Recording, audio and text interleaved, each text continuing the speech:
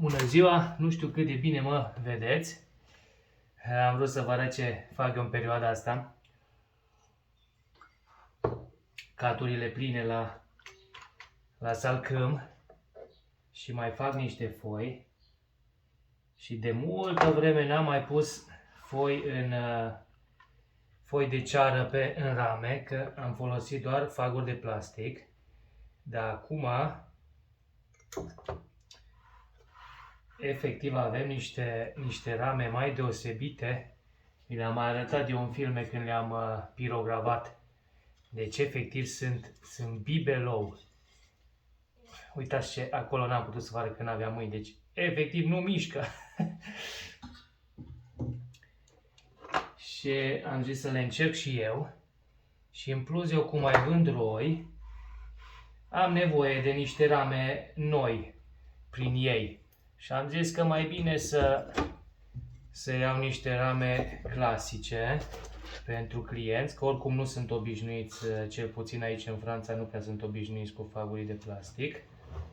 Și cu ocazia asta să și testez ramele astea. Le găsiți cu numele de canadian. Și atenție că mai avem și un canadian simplificat.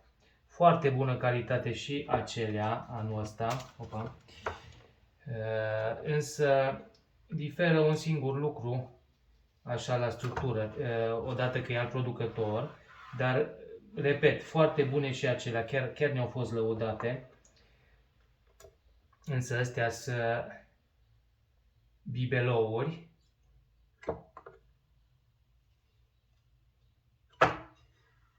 Și vă arăt acum ce diferă. M-am mai arătat. Vedeți, aici are o debitare în leațul lateral. Alea simplificate nu au debitarea, de aia e simplificat și e normal, dar au aici triunghi pe o parte ascuțit, ca să nu strivim albina. Sunt curios și la faza asta cu triunghiurile astea pe margine, să vedem cum funcționează.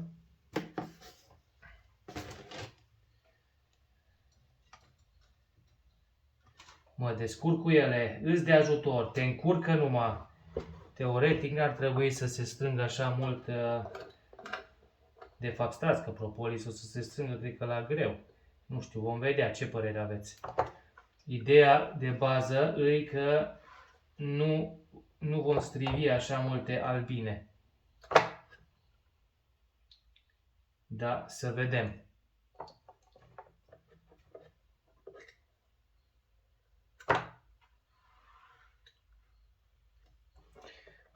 Poate vă întrebați ce tip de faguri am ales și vă spun sincer că am ales cei mai buni.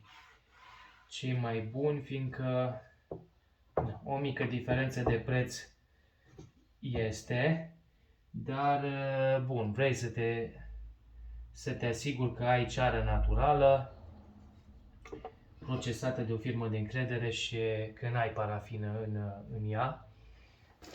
Oare se vede pe film ce am ales. Așa.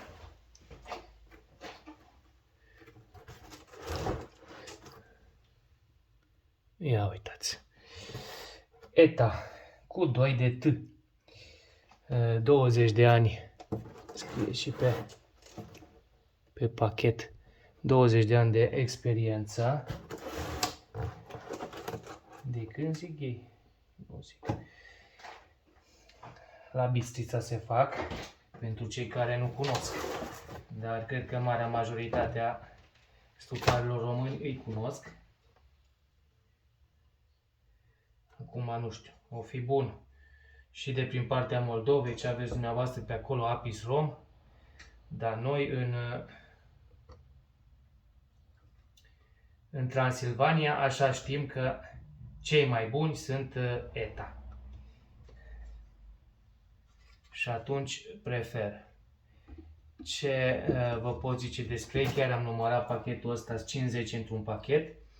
Acum nu pot garanta pentru toate pachetele care se vor vinde câte sunt, dar știu că la alte mărci nu le prea iese Și mai sunt și 48, 49.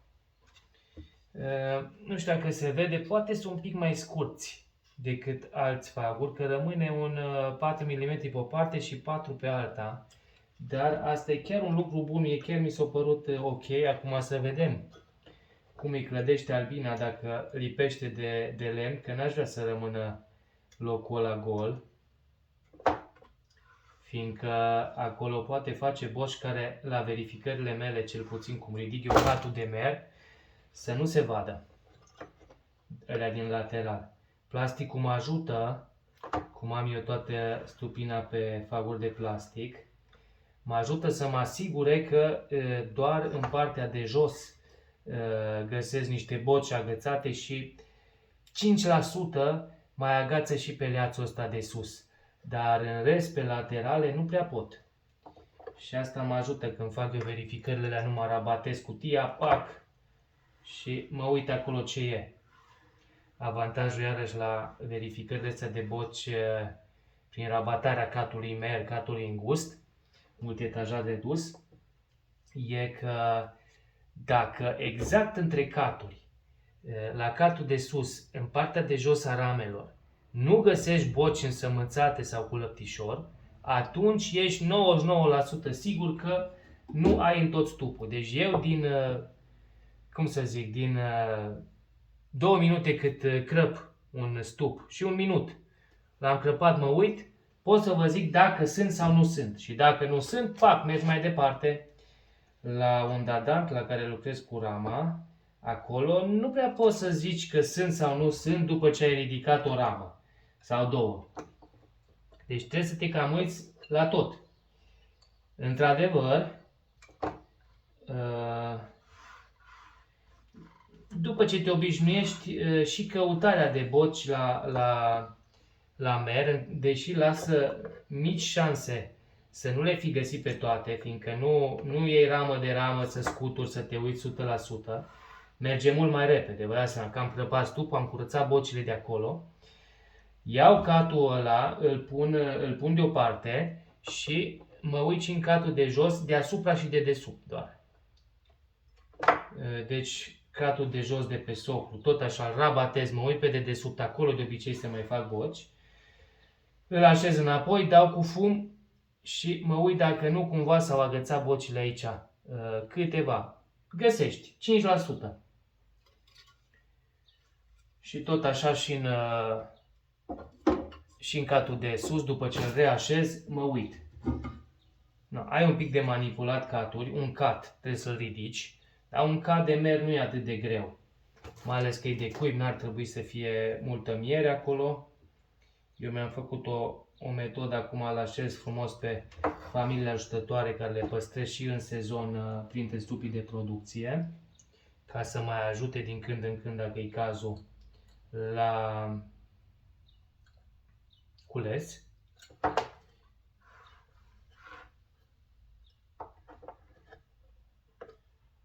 Așa. Și îl așez acolo ușor. Bun, vă mulțumesc că ați rămas cu mine până la final. Eu efectiv îmi beau cafeaua de dimineață și mai montez niște foi în rame. Și am vrut să vă arăt, fiindcă efectiv am fost încântat. Hai să pun și asta așa că discutăm. Nu merită.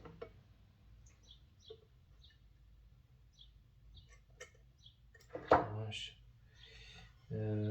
Am vrut să vă arăt neapărat ramele astea, că sunt niște bibelouri. Acum nu vă uitați că nu vor veni pirogravate.